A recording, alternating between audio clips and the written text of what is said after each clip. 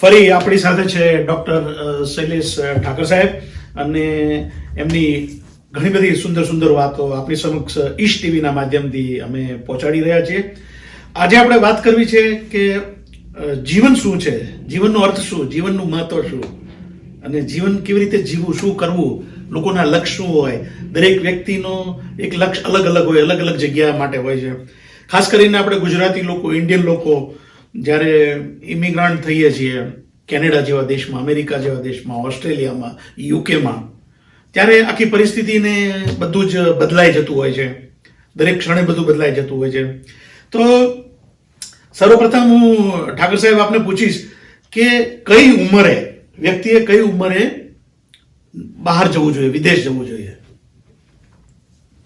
હું વ્યક્તિગત ધોરણે એવું માનું છું કે લાઈફ સ્ટાર્ટ ઇન્ડિયામાં અને ઈસ્ટમાં, સ્પેશિયલી ઇન્ડિયામાં 20 વર્ષે ગ્રેજ્યુએટ થાય છે માણસ.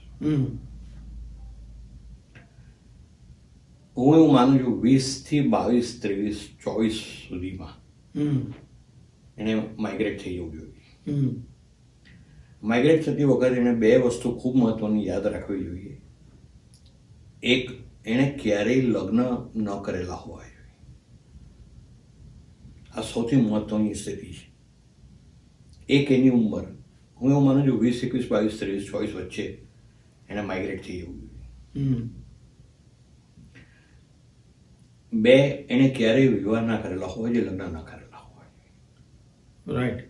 અને સૌથી મહત્વનું, કદાચ મારી દ્રષ્ટિએ કદાચ સૌથી મહત્વનું હોય તો એના પોતાના સૂત્રો કયા છે. એ એક્સટર્નલ એકોમ્પ્લિશમેન્ટ્સમાં માને છે કે ઇન્ટરનલ સોલિટરીમાં માને. જો ઇન્ટરનલ ડેવલપમેન્ટમાં માનતો હોય તો મને લાગે છે કદાચ એના માટે પૂર્વ જેવી કોઈ જગ્યા નથી. અને એક્સટર્નલ એકોમ્પ્લિશમેન્ટ્સમાં માનતો હોય તો મને એવું લાગે છે નોર્થ અમેરિકા જેવી એના માટે કોઈ જગ્યા નથી. બરાબર. તો એના સૂત્રો કયા છે? એક, એના સૂત્રો અને એનું સ્ટેટસ. મને લાગે છે આ ઉંમર અને આ સ્ટેટસ સાથે એને અચૂક માઇગ્રેટ થવું જોઈએ. કેમ કે અને આમ પણ વિશ્વના વિવિધ રાષ્ટ્રોનો અભ્યાસ કરવો જ જોઈએ આ જીવનમાં. એટલે એ બેઝે પણ ઓપન માઇન્ડ થઈ શકે અને તમે વિશ્વના પહેલા 5 દેશોમાંના દેશમાં આવી જાઓ છો. રાઈટ. એટલે કદાચ મારી દ્રષ્ટિએ કદાચ તમે જીવનમાં પણ કદાચ 50 થી 100 વર્ષની વચ્ચે આગળ નીકળી જાઓ છો. બરાબર. હિન્દુસ્તાન કરતા. Right right. આમ 50 થી 100 વર્ષનો તમે જમ્પ જ મારો એવું સમજો ને તમે. યા દેટ્સ બહુ ટ્રુ. પણ સર આમાં એવું છે કે આપણે, તમારી વાત બહુ સાચી છે કે 20 વર્ષે ગ્રેજ્યુએટ થાય પછી 20 થી 24 ની અંદર એને ડિસિઝન લઈ લેવું છે. પણ પ્રેક્ટિકલી આપણે વાત કરીએ ને સાહેબ, તો મોટાભાગે લોકો 30 થી 35 ની ઉંમરમાં જ આવવાનું થતું હોય છે. છોકરાઓ 2-4 વર્ષની ઉંમરના હોય અને એ લોકો અહીંયા મૂવ થઈ જતા હોય છે. તો એની જીવનમાં શું ઇમ્પેક્ટ થાય? કેમ કે અડધી જીવન એને ત્યાં વિતાવ્યું હોય. એમના જીવનમાં કઠણાઈઓ બહુ આવે, હાર્ડ ટાઈમ બહુ આવે. જી. કેમ કે બંને દેશના કલ્ચર બહુ જુદા છે. હા, ખૂબ જુદા કલ્ચર છે. રાઈટ. એટલે હું એવું માનું છું કે ભાઈ એમણે આવવું જોઈએ. મારો એવો તમે સવાલ પૂછો તો હું લોકો હા આવવું જ જોઈએ. બરાબર. અને એટલા માટે આવવું જોઈએ કે એમનું નેક્સ્ટ જનરેશન્સનું ફ્યુચર એક્સેલન્ટ બની શકે. True, that's true.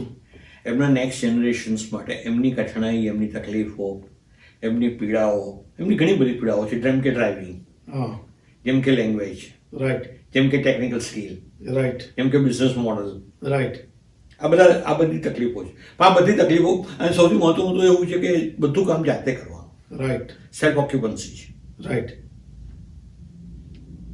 પણ હું એવું માનું છું બધી તકલીફો વેઠીને પણ આવી જવું જોઈએ.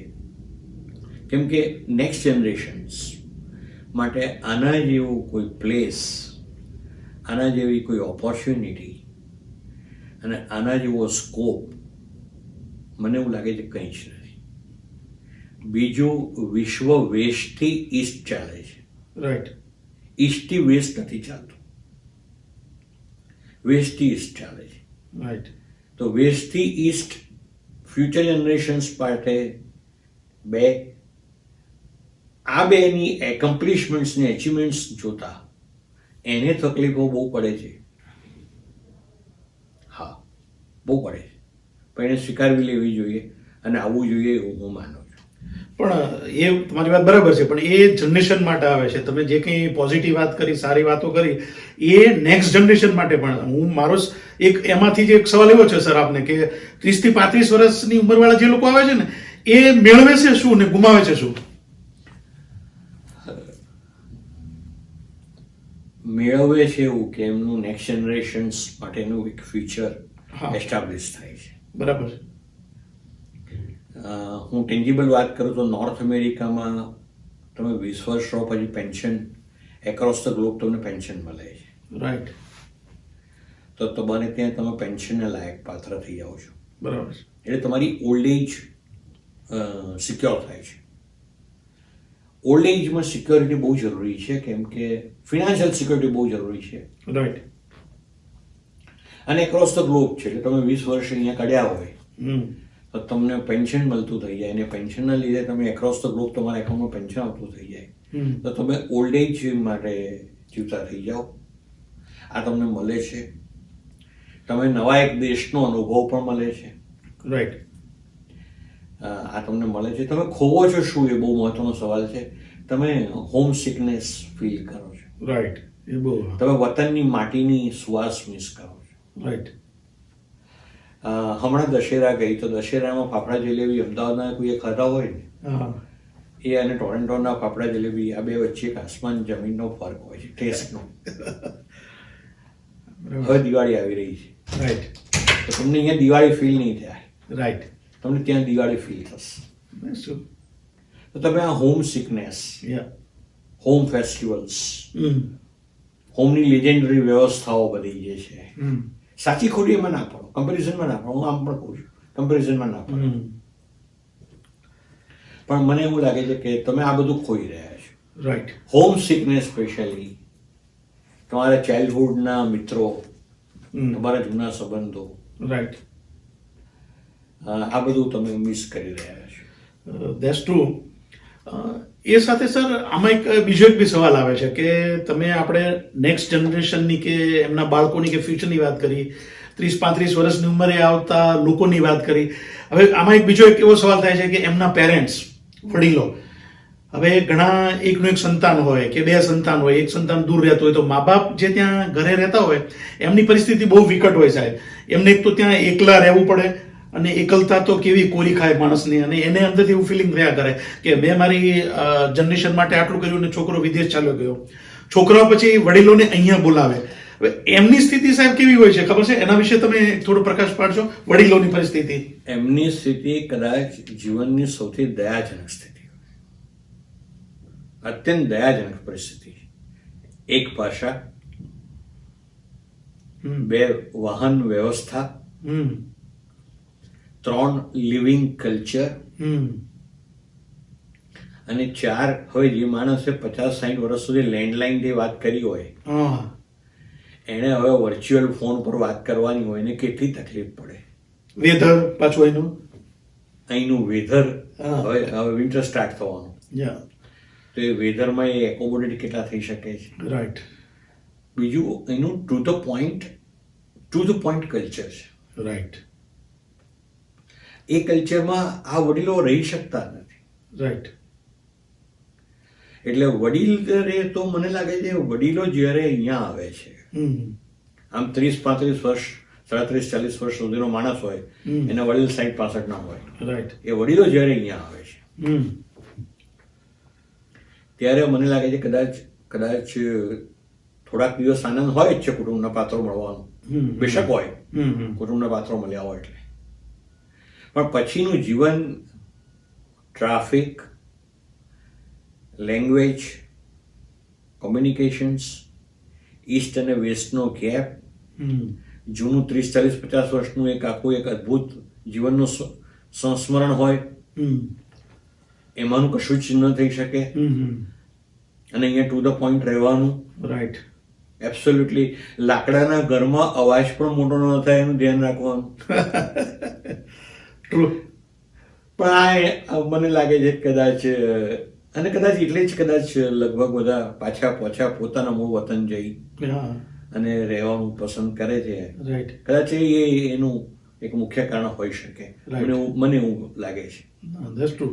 કે કદાચ એ વધારે મહત્વનું હોય. પણ હું એવું માનું ચેલેન્જીસ વેધરની છે, ખૂબ મોટી ચેલેન્જ છે, લેંગ્વેજની ચેલેન્જ છે, ટ્રાફિકની ચેલેન્જ છે. સાચી વાત છે. આ 4-5 ચેલેન્જીસ તો મેઇન ચેલેન્જીસ છે એવું મને લાગે. યા અને એમાં 40-50-60 વર્ષનો માણસ એકોમોડેટ નથી થઈ શકતો. રાઈટ. અને કદાચ પુરુષ તો હજી પણ થોડું કદાચ મને લાગે છે, પણ એની સાથેની એની પત્ની, એની માતા, એટલે બાળકની માતા અને એની પત્ની, એના માટે એકોમોડેટ કરવું ખૂબ અઘરું હોય છે. ખૂબ અઘરું હોય છે. ખૂબ અઘરું હોય. ના, બિલકુલ તમારી વાત સાચી છે. આપની વાતો આપણે તો આપ તો આટલા બધા દેશો ફરેલા છો અને હું પણ અહીંયા ઘણું બધું સોશિયલ કોમ્યુનિટી સાથે, સિનિયરો, બધા મંડળો સાથે ખૂબ સંકળાયેલો છું. એટલે જેમ આપે કહ્યું તેમ જે 30-35 વર્ષની વ્યક્તિ જે અહીંયા જનરલી મોટા ભાગે આવું બનતું હોય છે, જે અહીંયા મૂવ થાય છે વિદેશોમાં, એક તો એમના બાળકો માટે થાય છે, એટલે પોતાને તો બહુ સ્ટ્રગલ છે જ. તમે જેમ કહ્યું તેમ ભાષાની, પોતાને મનગમતી ફિલ્ડની જોબ ન મળે, લેંગ્વેજનો પ્રોબ્લેમ આવે, એટલે ઘણા બધા પ્રશ્નો થાય છે. નવી જનરેશન જેમ જેમ મોટી થાય એમ એની સાથે એડજસ્ટ થવાનો પણ થોડા ઘણા ઇસ્યુ થાય, અન્ડરસ્ટેન્ડિંગ. કેમ કે જે બાળક છે એ અહીંની વ્યવસ્થામાં સેટ થતું જાય, એટલે અહીંના રૂલ્સ, રેગ્યુલેશન, પ્રમાણિકતા, મહેનત એ બાળકોમાં ધીમે ધીમે આવતું જાય. એટલે માતા પિતા અને બાળકો વચ્ચે થોડો ગેપ પણ થતો જાય વૈચારિક રીતે. રિસ્પેક્ટ કરે છે બાળકો અહીંના, એ બહુ આનંદની વાત છે. ત્યારબાદ જે પેરેન્ટ્સ આવે એમને એક તો એમનું મિત્ર વર્તુળ ના હોય, દીકરાઓ ને એના દીકરાઓ બધા અહીંયા હોય, એટલે એને પણ એવું થાય કે આપણે ચાલો જઈને એમને મદદ કરીએ, થોડુંક એમની સાથે રહીએ, એમ કરીને એ પણ થોડુંક બલિદાન આપે છે. આ જે ઓવરઓલ સિનારીઓ છે, આપણા દેશની ને ઈસ્ટની તો આખી સંસ્કૃતિ અને આખું વાતાવરણ અલગ છે. રસ્તામાં નીકળે, આજુબાજુ હોય તો 10 જણા કેમ છો કેમ નહીં કરે.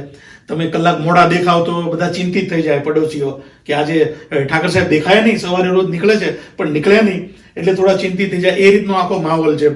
તો પૂર્વ અને પશ્ચિમ, જે ઈસ્ટ અને વેસ્ટ છે, એ અંગેની જે આખી ઓવરઓલ પિક્ચર છે, એમાં આપનું શું મંતવ્ય છે? બંનેના કલ્ચરલ અને સિવિલાઇઝેશન્સ બંનેના જુદા છે. બંનેના જુદા છે. Right. બંનેના સૂત્રો જુદા છે, બંનેના પરિમાણ જુદા છે, બંનેના રીત રસમ જુદા છે, બંનેની વ્યવસ્થાઓ જુદી છે. તમે કમ્પેર કરવાનું, હું એવું માનું છું તમે ઈસ્ટમાં રહેતા હો તો ઈસ્ટથી રહો અને વેસ્ટમાં રહેતા હો તો વેસ્ટના થઈને રહો. બરાબર. તો કદાચ તમે સૌથી જીવનનો આનંદ લઈ શકો છો. બરાબર. તકલીફ ખરી ત્યાં શરૂ થાય છે, ઈસ્ટનો માણસ વેસ્ટમાં આવે છે અને કલ્ચર ઈસ્ટનું રાખે છે. એ વાત કરી. અને વેસ્ટમાં રહે વેસ્ટમાં 24 કલાકનો દિવસ વેસ્ટમાં પસાર કરે અને ઈસ્ટનું કલ્ચર રાખે.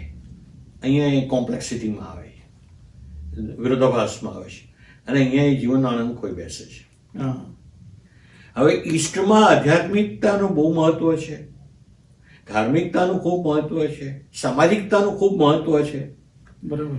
તો વેસ્ટમાં આમાં મને લાગે છે મોનેટરી અને ફિઝિકલ ગેઇન સિવાયની કોઈ વાત જ નથી. તો તમે વેસ્ટમાં છો તો તમે એટલે એવું કોને સેલ્ફ સેન્ટ્રિક, સેલ્ફિશનેસ, સેલ્ફ પ્રોફિટ, આ બધા શબ્દો તમારે બહુ ખૂબ ઝડપથી સમજવા પડે છે. કેમ કે વેસ્ટની પરિભાષા જ કદાચ આ રહી છે. તો તમારે વેસ્ટને સમજવું પડે છે. તમારા સૂત્રો સમજવા પડે છે.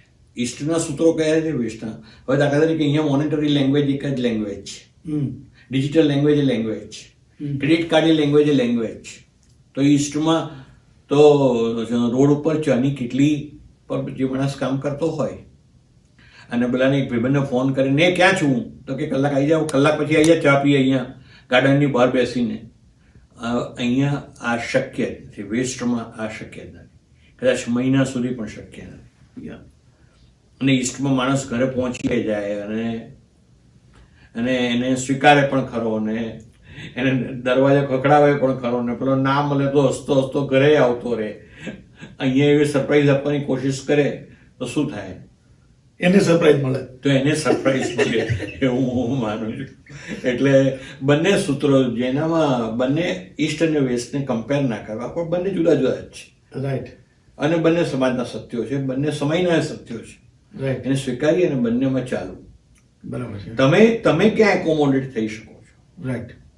જો તમારા સૂત્રો વેસ્ટના હોય હમ. તો તમે વેસ્ટમાં એકોમોડેટ થાઓ. બરાબર છે. તમારા સૂત્રો ઈસ્ટના હોય તો તમે ઈસ્ટમાં એકોમોડેટ થાઓ. બેને કમ્પેર કરવાની કોશિશ ના કરો, રાઈટ. મિક્સચર કરવાની કોશિશ ના કરો. જો મિક્સચર કરશો તો મને એવું લાગે છે જીવન શ્રાપ બની જશે, પીડા બની જશે. હમ. ખૂબ ખૂબ ઝાઝી સમસ્યાઓ જીવન સાથે વેઠવી પડશે એવું મને લાગે છે. ના, બહુ સાચી વાત કરી તમે સાહેબ. અને ખરેખર અને જીવનનું તો સાહેબ એવું છે ને કે આપણી જે સંસ્કૃતિ, આપણો વારસો, તમે જે વાત કરી તેમ ધાર્મિકતા, આધ્યાત્મિકતા, મહાન પુરુષો, આપણા ગ્રંથો, એની જે વાતો છે ને એ અહીંયા એકચ્યુઅલી એટલે પકડી રાખે છે કે એ બાળકોને એ થોડી અંદર શીખાડવાનો પ્રયત્ન કરે છે કે એનામાં અમુક સિદ્ધાંતો, અમુક વસ્તુ આવે એટલે મિક્સ કરે છે. એની જે નવી જનરેશન છે સાહેબ એમાં એ અહીંનું પણ સ્વીકારે છે, પોતાના સ્કૂલ લેવલનું, પોતાના ફ્રેન્ડ સર્કલનું, પણ જે બેઝિક વસ્તુ છે, મૂળ સિદ્ધાંતો છે, લોકોને રિસ્પેક્ટ આપવું, આપણું રિલિજિયસ, આપણી ખાણીપીણી, એને પણ લોકો વળગી રહે છે. એટલે મારી દ્રષ્ટિએ જે વસ્તુ મિક્સ કરે છે એ થોડા ઘણા અંશે સાચું છે. આપ શું કહેશો? હું એવું માનું છું મિક્સચર સારાનું જ બનાવવું. હા, ધેટ્સ ટ્રુ. જેટલું સારું છે ને, દાખલા તરીકે વર્ક કલ્ચર, હા, એ લાઈટમાં લઈ આવો. બરાબર. એમ્પાવરમેન્ટ, હા, લિબરલાઇઝેશન્સ, એ લઈ આવો. ડિસિપ્લિન લઈ આવો. રાઈટ. ડિજિટલાઇઝેશન્સ લઈ આવો. આ બધું જેટલું સારું છે ને એ ઉપાડીને તમારા જીવનમાં લાવી દો. બરાબર છે. અને ઇન્ડિયામાંનું ઈસ્ટનું જેટલું સારું છે, ધર્મ સારો છે, વ્યવહાર સારો છે, જે ઈસ્ટમાં સારું છે, રિસ્પેક્ટ સારું છે. રિસ્પેક્ટ સારું છે, ફેમિલી બોન્ડિંગ સારું છે. યસ. હું એવું માનું છું કે હિન્દુસ્તાન પાસે જે આધ્યાત્મિક વારસો છે, ધાર્મિક વારસા ઉપર હું વાત નથી કરવા માંગતો, પણ આધ્યાત્મિક વારસો છે, જી. તો તમારામાંની આધ્યાત્મિકતા તમે લઈ આવો. બરાબર. તમે આધ્યાત્મિકતાની સાથે સાથે તમારામાંના ઇન્ટરનલ, હવે આત્મનામની વસ્તુ વેસ્ટમાં તમે એક પ્રશ્ન ઊભો કરી દે છે વેસ્ટ. તો હિન્દુસ્તાન અને ઈસ્ટ આખું જ કદાચ સાઉથ ડેવલપમેન્ટ પ્રોસેસમાં માને છે. કેટલાય પ્રયોગો થયેલા, કેટલાય સિદ્ધાંતો થયેલા છે, કેટલાય પરિમાણો છે, પણ તો તમે આધ્યાત્મિક વિકાસમાં કેટલો રસ લઈ રહ્યા છો? તો મને એવું લાગે છે કે હિન્દુસ્તાન પાસે જે હતું એ આધ્યાત્મિક વારસો છે, સાંસ્કૃતિક વારસો છે, ફેમિલી વારસો છે, કેટલીક વ્યવસ્થાઓ, અદ્ભુત વ્યવસ્થાઓ છે, જેમાંની એક વ્યવસ્થા છે લગ્ન વ્યવસ્થા. રાઈટ. તો આવી બધી ઉત્તમ વ્યવસ્થાઓ, જે 10,000 વર્ષનો ઇતિહાસ છે, જે દેશોનો ઇતિહાસ 10,000 વર્ષનો છે, 10,000 વર્ષ એમને પસાર નથી થતા. રાઈટ. બરાબર. એમને સંસ્કૃતિઓ નથી બનતી. જે કલ્ચર સિવિલાઇઝેશન્સ બન્યા છે એમાંની સારી વસ્તુઓ સ્વીકારી તમારા જીવનમાં લઈ આવો. વેસ્ટમાં 100-150 વર્ષમાં જે સારું બન્યું, જે ઘટનાઓ સારી છે, એણે વેસ્ટને સમૃદ્ધિ આપી છે, વિકાસ આપ્યો છે, જીવનની એક તરાહ આપી છે. તો એ વેસ્ટમાં તમારા લાઈફમાં નહીં, એમ તમે ઈસ્ટ અને વેસ્ટનું મારી દ્રષ્ટિએ કોમ્બિનેશન બનો અને એ કોમ્બિનેશન સાથેની એક નવી પ્રોડક્ટને તમે લોન્ચ કરો તો વિશ્વને પણ એક માર્ગદર્શન મળશે. ઇવન વેસ્ટને પણ કહેવું પડી કે ચર્ચ સિવાય પણ જીવન હોય. રાઈટ. બહુ સાચી વાત છે. આ વેસ્ટને ખબર પડી કે ચર્ચ સિવાય પણ એક જીવન હોય છે. કોઈના ઘરે રાત્રે 9 થી 11 જઈને બેસાય અને વાતો થાય અને સંવાદ કરાય, અને એમાં કંઈ પ્રોફિટ ના હોય, કંઈ સેલ્ફ સેન્ટ્રિક ના હોય, પણ આનંદ લેવાનો હોય. રાઈટ. આ બધું વેસ્ટને ઈસ્ટમાંથી શીખવા મળ્યું. રાઈટ. કેમ કે હું એવું માનું છું ઈસ્ટથી વેસ્ટમાં 30 થી 70 વર્ષની વચ્ચે માણસો આવેલા છે. રાઈટ. આ સમયગાળામાં. રાઈટ.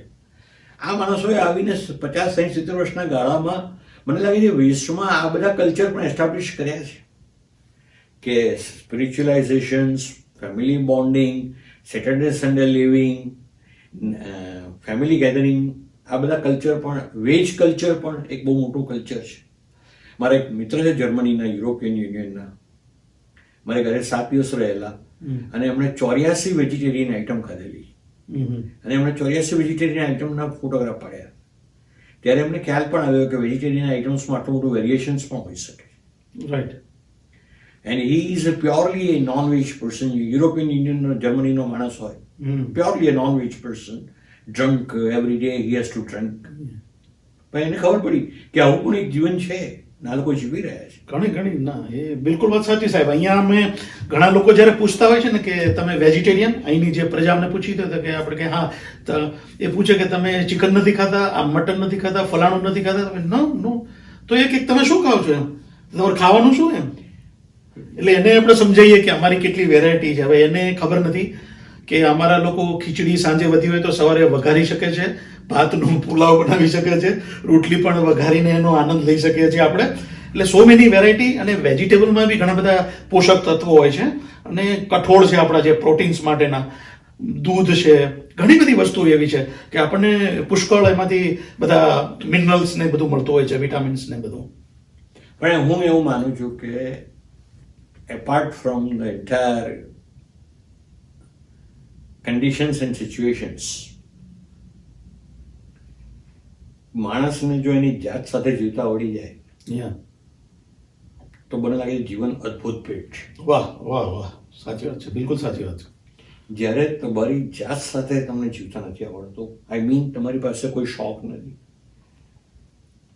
તમારી પાસે કોઈ ટેવ નથી, તમારી સાથે વાત કરવાના 2-3 મિત્રો નથી, તો કદાચ તમારા જેવો દુઃખી અને શ્રાપિત માણસ કોઈ છે નહીં એવું હું માનું.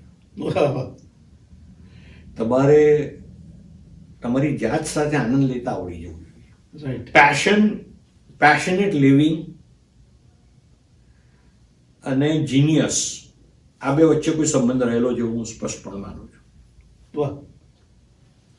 Anything wonderful or anything best could be created by a genius when he starts following passion. અને પેશન એટલે જ આનંદ, અને આનંદ જાત સાથે જ આવે છે એવું હું માનું છું. આમ તમને તમારી જાત સાથે જીવતા આવડી જાય તો પછી હું એવું માનું છું પ્રકૃતિ મહાન છે. પ્રકૃતિએ 24 કલાક બધાને આપે છે, અમીરને, ગરીબને, ઈસ્ટને, વેસ્ટને, બધાને 24 કલાક જ આપે છે. કોઈ જગ્યાએ દિવસ 25 કલાકનો તમે નહીં જુઓ. પ્રકૃતિ મહાન છે.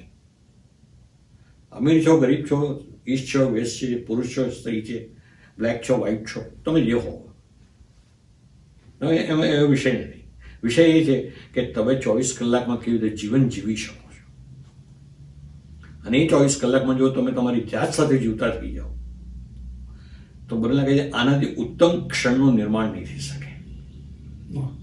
એટલે જેની પાસે હેબિટ્સ અને હોબીસ આ બંને હશે એ માણસો જીવનનો આનંદ પૂર્ણતા પ્રાપ્ત કરી શકશે એવું હું બેશક પણ માનું. Thank you very much sir.